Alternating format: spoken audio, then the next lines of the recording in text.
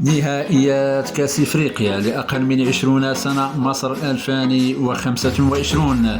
تأهل المنتخب المغربي إلى دور نصف نهائي كأس إفريقيا بعد فوزه على المنتخب السيراليون ب1-0، ويضرب موعدا في النصف النهائي يوم الخميس مع المنتخب المصري على الساعة 7 مساء بتوقيت المغرب، 9 بتوقيت مكة المكرمة بملعب القاهرة الدولي.